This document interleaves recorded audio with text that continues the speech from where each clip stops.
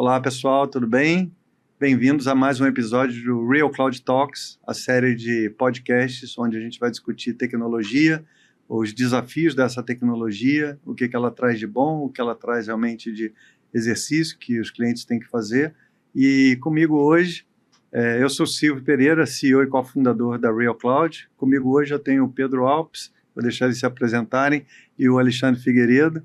E o tema hoje é a busca do Unit Economics. É um desafio, mais um dos desafios de FinOps, e hoje a gente vai poder falar um pouquinho mais como que isso está mudando, como isso está sendo potencializado por novas tecnologias, e falar um pouquinho das oportunidades que essas novas tecnologias trazem em busca desse Unit Economics.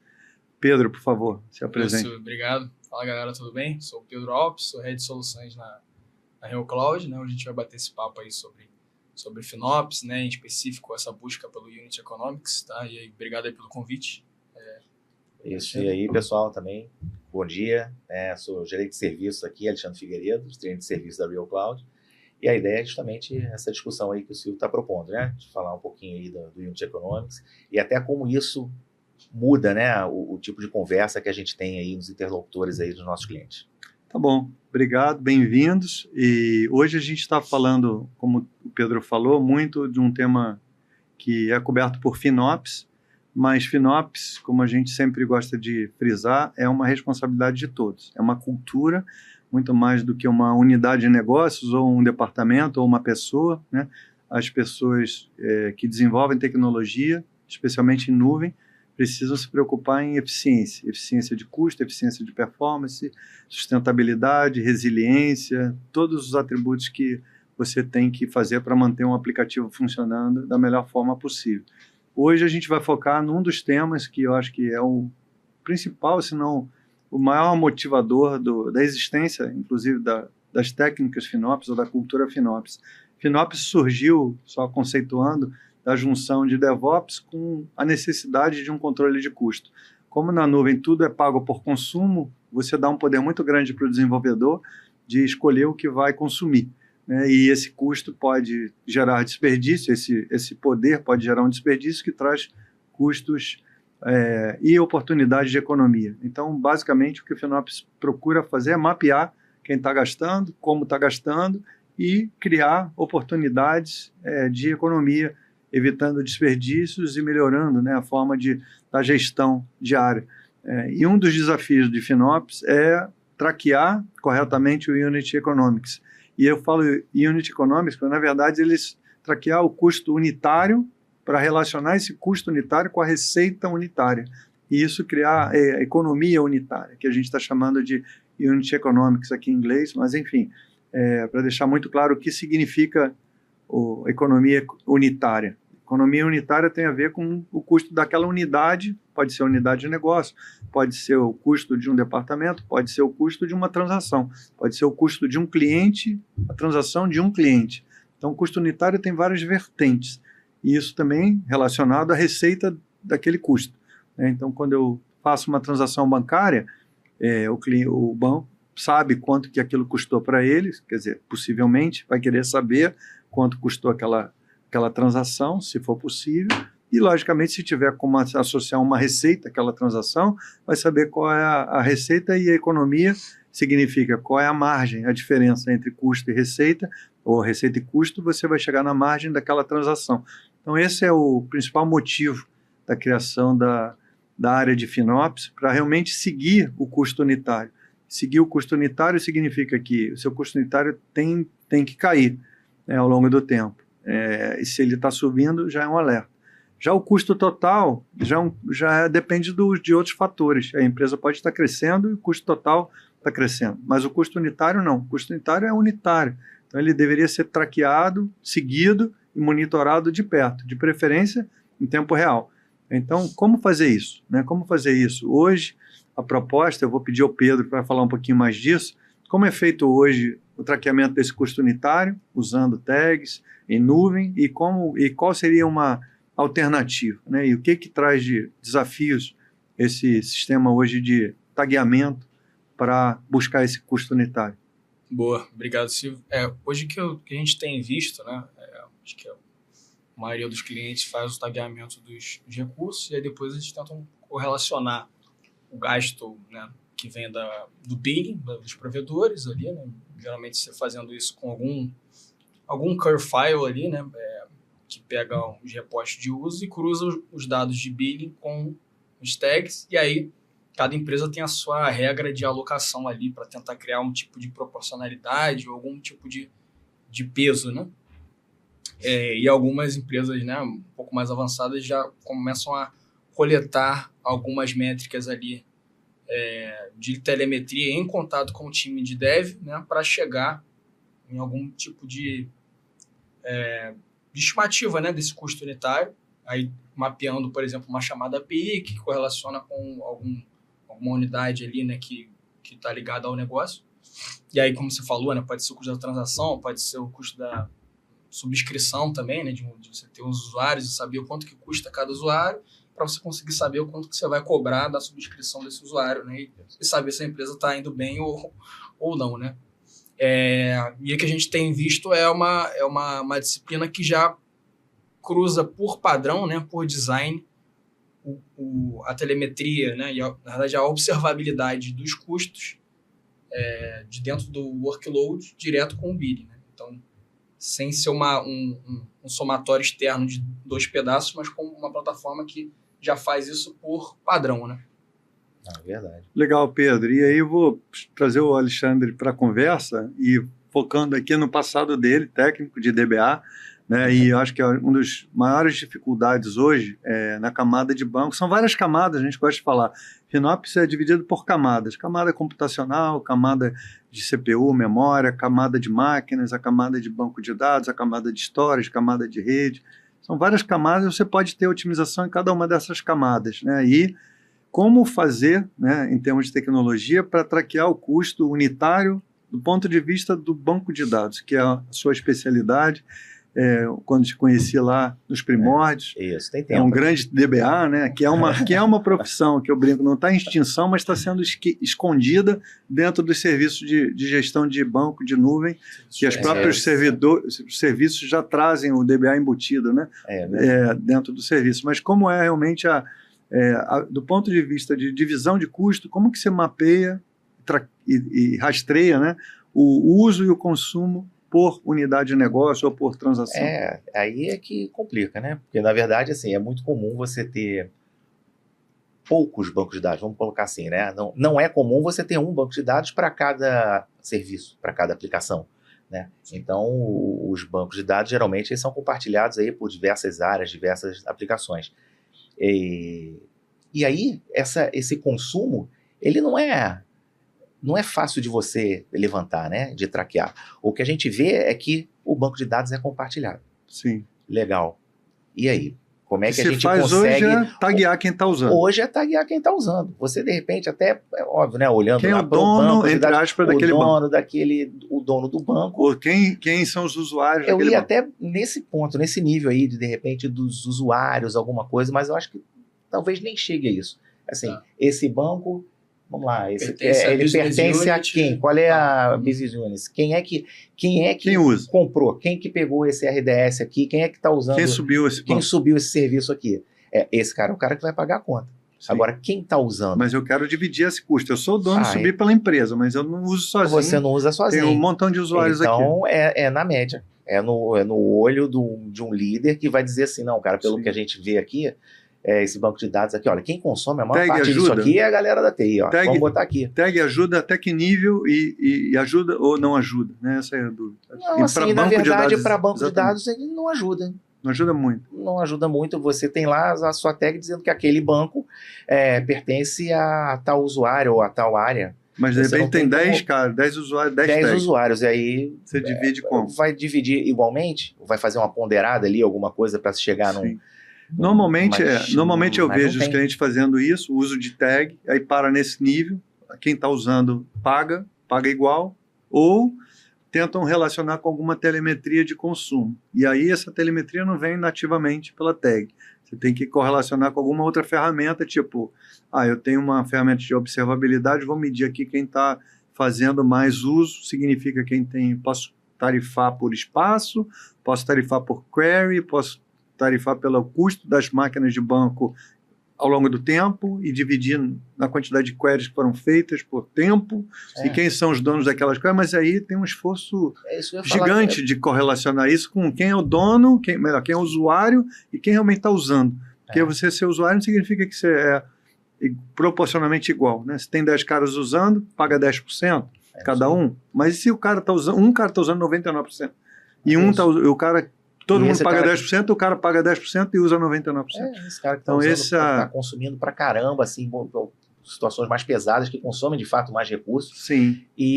Mas sentou na mesa, né, fazendo uma comparação aqui, né, chegou no bar, você não bebe, mas tem 5 amigos teus bebendo. Sentou, tem que pagar. Pagou, né? Sentou, pagou, é tipo isso. É melhor tu nem ir. Então, é mais ou menos isso, assim, as dores, acho que ficou claro, né, para todos, assim, do que começa com unit cost, a gente quer ir além, né? Quer dizer, se eu já nativamente já estou com um problema de alocação, de divisão por alocação ou por consumo, eu tento extrapolar isso para o negócio, para relacionar isso com a receita do negócio, além do custo. Eu já estou errado no custo, eu vou estar errado na receita também. Então tem que tomar muito cuidado, né? Eu acho que é uma grande dor do mercado. E o que se propôs, na verdade, tem 2 formas, né? Ou você tagueia e vê, divide por uma média, mas traz um problema que eu vou pedir para o Pedro abordar, que nem tudo é tagueável. Então existem coisas tagueáveis e existem coisas que não são tagueáveis. Exemplo, licença de software. Não é tagueável, mas pode ter uma licença de banco de dados. Mas aí então usa a mesma tag do banco. Quem está usando o banco paga a licença do banco. É justo, é razoável. Mas pode ser outro critério. De repente, tudo que é não tagueável cai numa conta comum e eu divido por igual em relação à mesma proporção que eu dividi as tags. Então, tem vários critérios para dividir o que não é tagueável, mas são recursos compartilhados, o shared resource. Então, os shared resources são muito comuns, né? Na camada de banco, que eu abordei, eu vou pedir para o Pedro abordar também na camada de Kubernetes, que é uma outra camada também complexa, onde você está normalmente ali na camada de aplicação, de processamento da aplicação, e você também tem esse mesmo desafio do banco. Como dividir custos de Kubernetes hoje, Pedro? Que além de tag, né? Como que a gente consegue mensurar realmente de uma forma justa quem está usando a tecnologia e cobrar pelo uso? Sim. Hoje na camada de Kubernetes. O Kubernetes ele auxilia, né, dentre vários aspectos, mas em específico de custo, com a forma como você divide o cluster, né, entre vários workloads, e aí cada workload pode ter a label, né, que pode ser como se fosse a tag do workload, que pode ser usado para isso. Então ele auxilia a fazer essa divisão, mas isso ainda não resolve a questão dos custos que não estão visíveis ali a nível da camada de compute, né? Então, custo de rede, por exemplo, né, transferência, in, out, né? Então, esse da transferência, então... Sim, como mapear isso? Como é que você mapeia? Esse aí... E aí o que a gente tem observado, né, em nossa proposta é, a partir da camada de compute, a gente conseguir mapear todas as comunicações de compute para os outros serviços, e direto na origem, né, a gente consegue, com sensores dentro do cluster, mapear a quantidade de uso de rede, enfim, conexões em banco de dados, consumo de fila, enfim, consumo de inúmeros serviços, e por padrão no design dessa plataforma, né, a gente conseguir correlacionar o uso com o custo.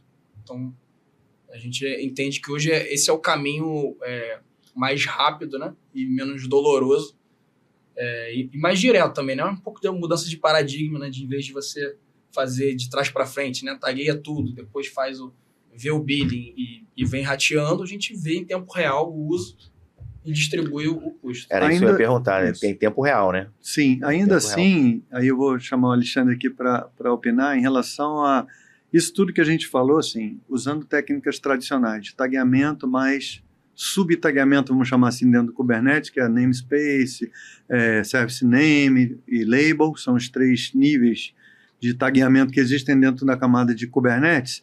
A gente já falou do banco, né, que é difícil a gente não conseguir realmente correlacionar consumo com uso, né? Então, o cara paga porque está usando, mas sentou na mesa, pagou, e paga igual, mesmo se não estiver usando, não estiver bebendo, na tua analogia, mas tem muita coisa nos dois caminhos que não são tagueáveis ou não são mapeados ou por labels ou por service name ou por namespace. Então, como que você faz com custo não alocado? Ou seja, você tem que decidir, né? Tem coisas que não são tagueáveis, tem coisas que não são mapeadas nativamente por nenhuma das duas técnicas. Então, o time de FinOps fica com um impasse. Como que eu pego com o famoso outros que você citou lá na nossa conversa de bastidor? É 10% para cá, 20% para lá, 30% para lá e 60% para outros. Significa assim, pô, às vezes é pior do que a gente pensa. 30%, 40% já é o normal, né? Como fazer com os recursos que não são realmente corretamente cobrados e caem numa vala comum, né? Sim. Na verdade, assim, com essas soluções aí que a gente citou até hoje, que o Pedro estava explicando a questão do tagueamento aí, label e tal, a gente não consegue ter esse split aí, né, de utilização. Não sabe, fica tudo ali no mesmo pacote de outros. E acaba que isso, quando cai na mão de um decisor, né, quando cai na mão de uma pessoa que está responsável ali pelos recursos, pelas finanças, ele fica... Ele acaba vendo aquilo tudo ali como se fosse TI é custo. Isso aqui é todo um custo que eu tenho, minha conta está aumentando de TI. Joga para minha conta está aumentando, joga para uma conta TI. E eu não sei quem é o culpado, porque 60% do que eu estou vendo aqui é de todo mundo.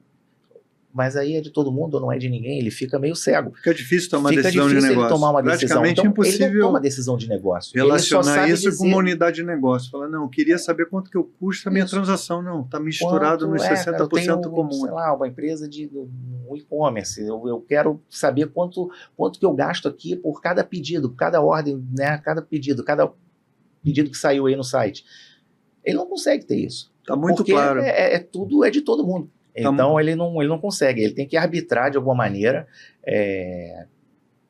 qual é esse custo e é isso, fazer essa divisão. Está muito claro a dor da divisão e aí vem mais um desafio, né, antes de entrar numa possível solução, que acontece no mercado, né? Os clientes, normalmente as empresas compram outras empresas, quando não compram outras empresas tem as famosas reorganizações internas e aí você tagueou tudo bonitinho, achou que já conseguiu chegar num consumo ali que é aceitável, todo mundo está feliz com o tagueamento, ainda que 30%, 40% está caindo na conta outros, e a gente divide por igual, ninguém reclama, finge que não está vendo, e na camada de Kubernetes chegou-se no mesmo denominador comum, 30%, 40% também não sei de quem é, mas divide para todo mundo que ninguém vai reclamar. Mas aí vem as mudanças, né? Chega assim, agora a empresa comprou outra empresa, a gente vai fazer um merge e junta tudo. E eles estagueiam de uma outra forma. Ou você reorganiza. A empresa agora, o departamento A vai juntar com o B e a gente vai ter agora uma nova forma de controlar custo. O que acontece na prática, Pedro? E qual é o desafio para o time de DevOps para corrigir esse famoso processo de traquear o custo quando há uma fusão, aquisição, mudanças de estrutura? Retaguear tudo. Começa tudo de novo. Pronto, respondido, né? Começa tudo de novo e a gente volta para o começo aquele joguinho que você vai avançando até que você cai naquela casa que volte para a primeira casa. E começa tudo de novo. E é isso que acontece. Na prática, a gente vê clientes grandes com essa dor de ter que retaguear, ainda que muitos falam, mas eu já estou com um tag já embutido no meu pipeline. Sim. E o pipeline já automatiza, mesmo que eu mesmo que eu mude as contas, eu consolide contas, mova a conta, o workload de uma conta para outra conta, o pipeline já vai junto, já vai corrigir isso. Mas nem sempre você consegue manter estrutura organizacional estática. Muito pelo contrário, as empresas adoram se reorganizar, né? Então, isso faz com que você tenha que mexer no sistema de tagueamento e isso é um processo interminável, na minha visão. Eu conheço empresas há 8 anos, não vou dar nomes, que há 8 anos tem um projeto de retagueamento, porque vive crescendo, vive comprando empresas. Quando acabou, começa outra. E quando acaba um processo de tagueamento, começa um novo processo de tagueamento. O remapeamento de responsáveis, ele é natural, né? Toda empresa vai ter, assim, médias de grandes empresas vão ter uma reorganização, e pequenas também, né? A cada ano que passa, tem uma mudança no planejamento estratégico, e é isso, mudam os decisores, mudam os responsáveis, isso aí é inerente, né? Sim. Agora, acho que a questão é justamente o desdobramento disso, né? Que é fazer um retagueamento do ambiente inteiro. Eu queria falar agora um pouco da solução. A gente já deixou muito claro as dores, os problemas, os desafios que o cliente tem com essa forma de fazer, que foi inicial. Algumas nuvens e alguns clientes até em nuvem que tem tagueamento decidiram abandonar o tagueamento por uma divisão de subcontas, tratar o custo por subconta e mesmo assim cai nesse mesmo problema que, como você falou, o banco é compartilhado. Não vai dar. Você pode dividir em 10 subcontas achando que você tem 10 centros de custos e aqueles 10 centros de custos compartilham o mesmo banco de dados. E aí, no final, você junta tudo de novo. No Kubernetes, a mesma coisa. Você dividiu, organizou por subconta bonitinho, quem é o dono daquele workload, o cara que subiu aquilo paga a conta, mas chega em algumas camadas, camada de banco, a camada de storage, a camada de Kubernetes, onde você tem tudo junto de novo. Junta tudo no storage só, quem paga aquilo? Você pode dividir por proporcionalidade de uso, mas nem sempre você consegue detectar esse consumo real. E aí eu queria entrar um pouco na solução, né? A gente está trazendo para o mercado uma novidade, que é fazer isso tudo que a gente falou de uma forma automática, e automação eu acho que é a palavra-chave, né? E a gente vai além, né? Automação aonde? Como fazer realmente o traqueamento desse unit cost ou desse unit economics, vai além do custo, né, para a receita, mas de uma forma que sobrecarregue o time de FinOps / DevOps e, ao mesmo tempo, traga valor para o negócio. Ou seja, como mapear os custos compartilhados de forma automática em todas as camadas computacionais, de uma forma que não precise ser refeito daqui para frente com uma nova tecnologia. Então, eu queria que o Pedro falasse um pouquinho que tecnologia é essa.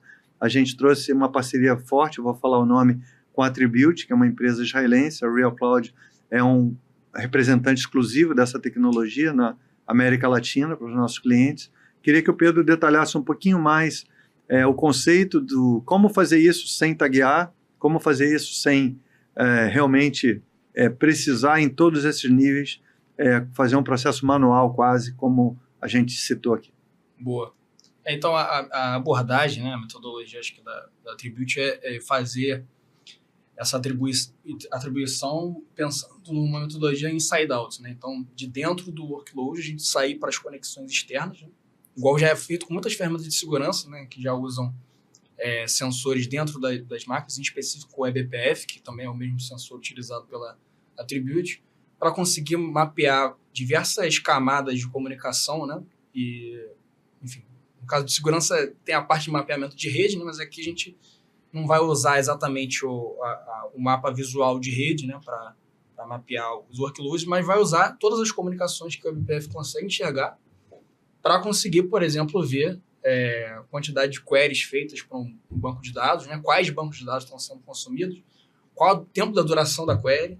Então, para a gente também conseguir ter uma noção da média de duração e ocorrências, né, de uma query para um banco de dados, e justamente dizer que o workload X tem que pagar o proporcional de 20% do gasto daquele banco de dados porque ele consome mais o banco de dados, né?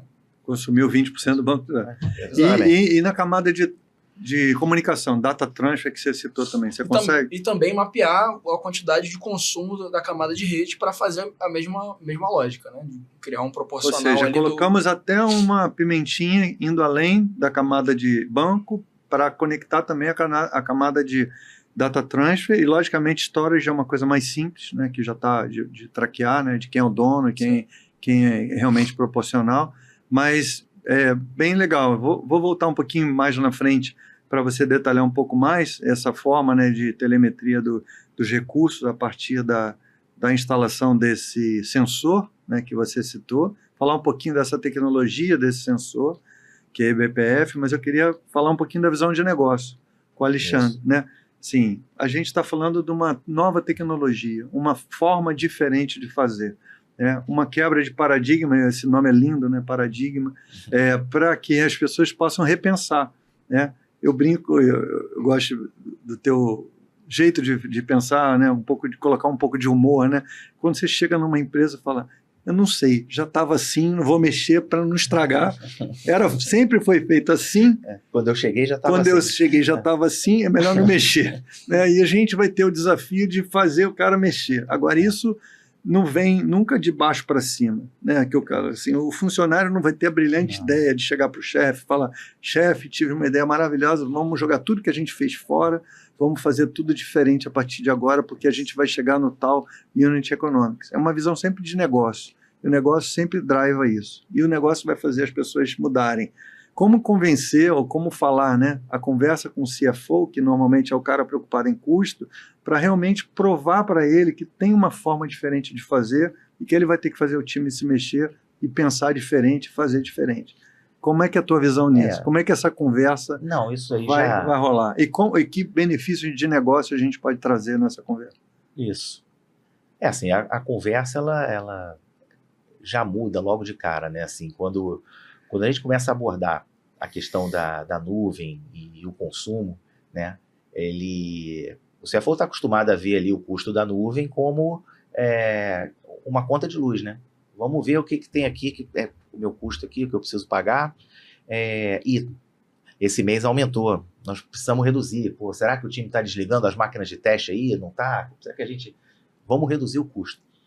O que, na verdade, a partir dessa visão e a gente tendo o Unit Economics mapeado, ele vai conseguir, na verdade, ele ter uma visão diferente. Ele não vai ver aquilo ali como custo, mas sim como margem, no fim das contas.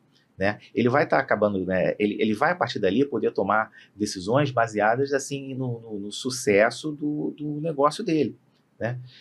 Bom, sim, até dando um exemplo, né? Eu até falei há pouco aí da questão de um site, de uma empresa que tenha, enfim, de e-commerce. Tem o custo de uma camisa. Então, beleza. Essa camisa, para a gente vender essa camisa, a gente mapeou aqui, o custo é de 50 centavos. Então, 50 centavos é o que a gente consome de infraestrutura aqui para entregar essa camisa. Então, beleza. Se no final do mês você conseguiu vender, sei lá, 100 mil camisas, você conseguiu entregar com o valor, ok. Se você, no outro mês, né, o teu custo da camisa aumentou, gerou um sinal de alerta. Mas depende, peraí, quanto que a gente vendeu? Pô, a gente vendeu aqui, o meu custo de camisa saiu de 50 centavos, foi para R$1. Pô, mas eu tripliquei minhas vendas. Então, peraí, isso aí é um indicativo de que o meu custo aumentou, mas, pô, eu estou escalando meu negócio. Né? E aí, baseado nessa informação, ele vai conseguir ter uma tomada de decisão, ele vai conseguir, ele deixa de monitorar o custo para tentar sempre diminuir, para tentar alavancar o negócio. E ele vai estar ali vendo a margem dele. E ele consegue... A margem real dinâmica. A margem real dinâmica. Exatamente. E não depois no final do mês, né? Porque normalmente o cara vai dizer, eu já tenho isso mapeado. Porque normalmente nenhuma empresa vai dizer, não tenho unit cost. Ele chega no final do mês, ele vê quanto que ele vendeu, divide pelo total de custo que ele teve, ele vai ter uma média. Ele vai dar conta, uma média. Mas esse unit cost é uma média. Não por camisa, não por unidade de negócio, mas por média. Mas em tempo real, com uma nova tecnologia, com telemetria, seguindo o que está acontecendo com o seu custo, para também seguindo o que está acontecendo com a sua receita, né? Quanto que você está vendendo daquilo em tempo real e quanto que realmente na média você pode chegar lá, no final do mês você chega, mas aí é tarde demais para você tomar uma decisão. Se você esperar o mês chegar e fechar, provavelmente você não vai ter o nível de detalhe que você precisa, nem muito menos vai ter que fazer um cálculo baseado em média e não realmente em oportunidade instantânea. Né? E aí o cara começa a usar essa métrica para tomada de decisão. Claro. E não simplesmente vamos baixar o custo. Né? Uma coisa que ajuda também, né, que só é possível por conta dessa telemetria aí, que seria o seguinte, você identificar desperdício. Né? Você pode ter, enfim, 2 servidores, né, funcionando em paralelo lá no teu ambiente e tal, e esses servidores, Com um deles, cada servidor custa R$500 por mês. Um exemplo aqui. Só que com o servidor 1, você entrega 1.000 pedidos, né, que você vê que passam por ali. O servidor 2, você entrega 20. Mas se você viesse na visão anterior, sem isso tudo que a gente está falando que é possível a partir de agora, como é que você ia enxergar um relatório desse? 2 servidores, cara, meu custo é 1.000. Divide por 2. E ainda Meu tem uma custo é média. 1.000. Meu custo servidor é 1.000. Mas agora o que você tem? Agora eu sei o seguinte, o servidor 2 é um desperdício. Eu não preciso dele. Aqui a minha infra está superdimensionada, esse cara aqui não precisa. Então você começa a ter vários insights, né, de mudanças e alterações de melhoria que vai, como objetivo, né, no final, é diminuir o teu custo. Sem dúvida. E, Pedro, falando um pouquinho da tecnologia, né, a Attribute traz um sensor, não tem mágica na tecnologia, né? Se você quer ter telemetria para aplicar isso para segurança, para custo, nesse caso a gente está falando de custo, como é que funciona esse sensor? Qual o overhead que isso traz? Porque é a primeira coisa que a gente vai falar, sensor, agente, overhead. Né? Uma situação que o cliente pensa logo, vou trazer um custo para ter esse custo. Qual é esse custo de overhead que traz essa tecnologia? Que tecnologia é essa? Fala um pouco do eBPF, onde que isso nasceu, como que isso nasceu e como que a Attribute traz isso como um benefício para mapear e realmente a conversa programa a programa e o custo de cada trecho desse programa, né, ou desse microserviço. Boa. O eBPF ele surgiu como uma tecnologia para consumir eventos, vamos dizer assim, diretamente do kernel do Linux, sem criar um overhead de consulta do servidor, né? do kernel, perdão. E aí a gente basicamente vai usar o sensor para pegar, selecionar, né, alguns eventos do servidor, captar esses eventos e cruzar esses dados, obviamente, em algum momento com os dados de billing que vão vindo do provedor de cloud. Né? E como praticamente tudo em nuvem passa pela camada de compute, né, a gente consegue traquear, além da parte, né, do uso, né, em tempo real, do quanto está sendo usado, medir a duração de query e afins, e de vários serviços, né, acesso a bucket do S3, está acessando, não está acessando, qual a quantidade de ocorrência de acesso e afins. A gente também vai conseguir mapear com o cruzamento de billing do que não está sendo acessado também. Né? Então, você também consegue mapear os recursos ociosos, né? E entender, obviamente, vai ter coisa que é backup, né? Enfim, que está sendo armazenado ali por conta de uma questão da empresa, mas você pode ter, geralmente é comum ter, né, nas empresas, né, muitos recursos ociosos ali, né, que não estão nem sendo consumidos pela camada de compute, mas estão lá gerando custo dentro da cloud. Né? E tem o outro lado da história, né, que é não só a parte de mapeamento dos serviços nativos, mas também como cruzar isso com a parte de negócio que o Figueiredo falou. Né? E aí, nessa parte, a gente vai ter que, obviamente, conversar com as unidades de negócio para entender quais chamadas de API, qual path, qual rota simbolizam o gasto de uma transação, ou que, na verdade, fazem a transação, né, no final das contas, disparam a transação financeira ou, enfim, algum evento do negócio. E a gente vai correlacionar a ocorrência dessas chamadas com exatamente o workload que está usando aquelas chamadas para fazer o custo unit economics, né, de uma transação, do PIX, do que for.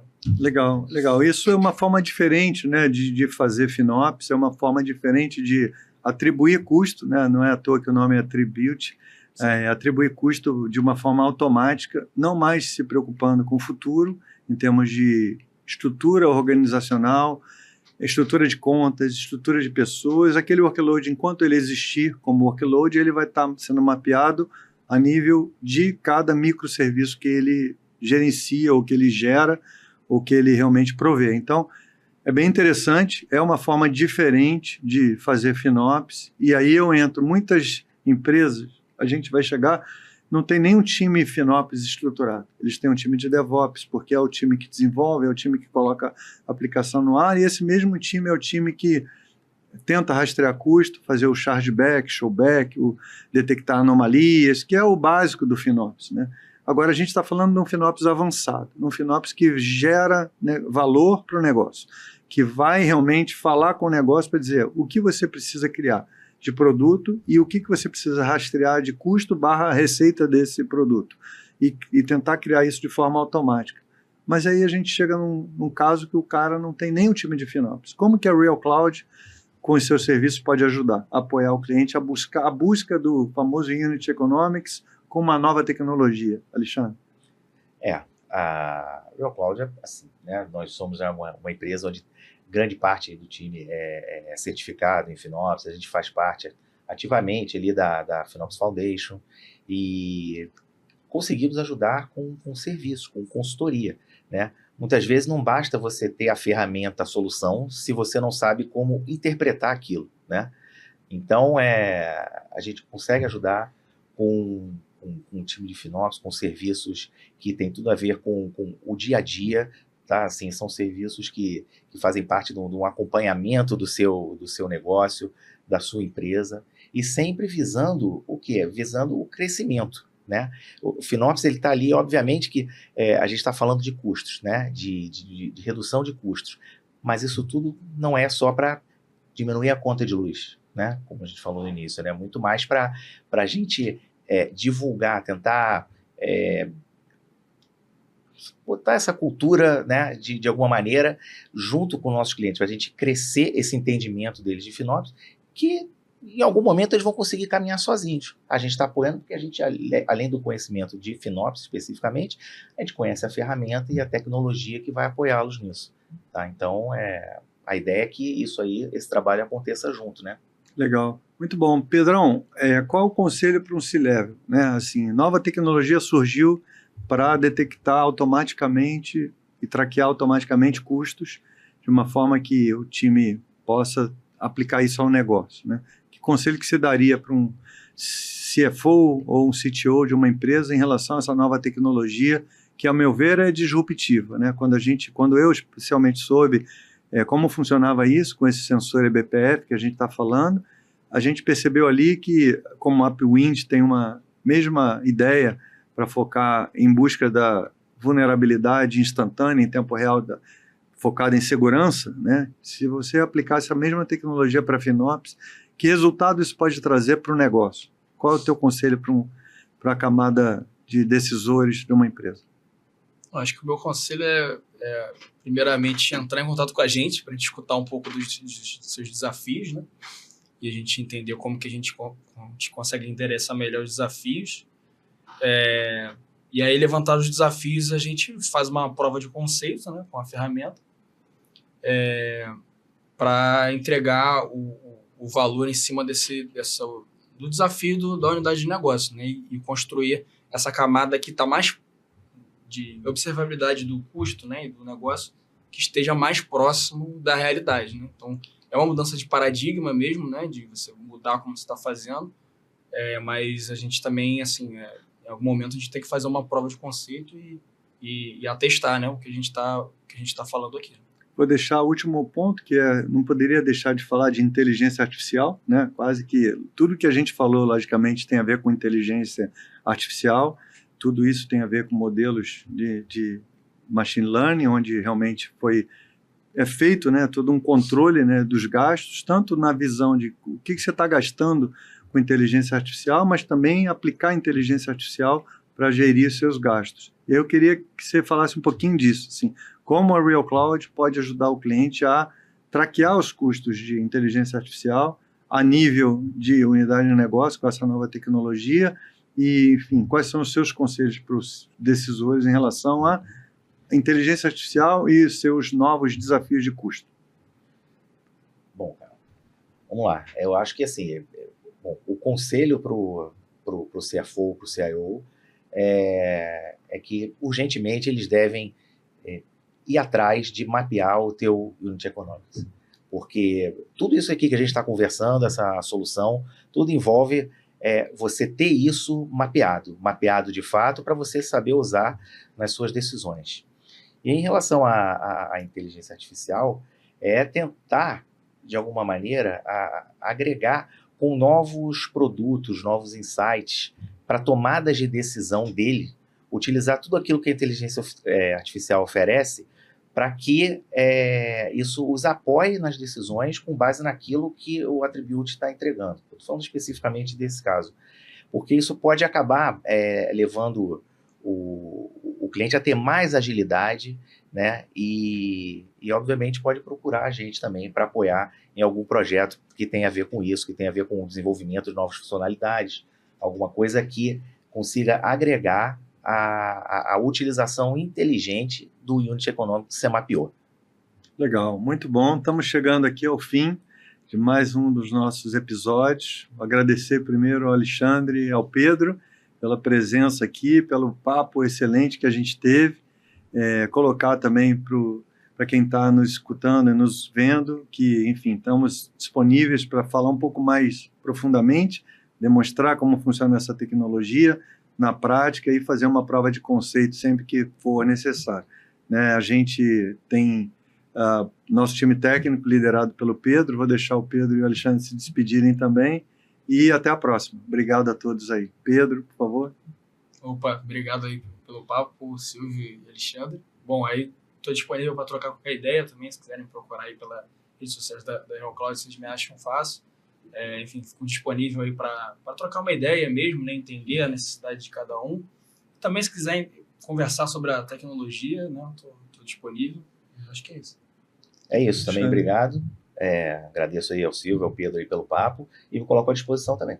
Para a gente conversar e entender melhor aí e ajudar essa jornada de vocês. Obrigado. Sigam a Real Cloud no LinkedIn, no Spotify. Esse episódio vai estar disponível sempre lá, logicamente. E obrigado e sigam Real Cloud Talks nos próximos episódios também. Obrigado, pessoal.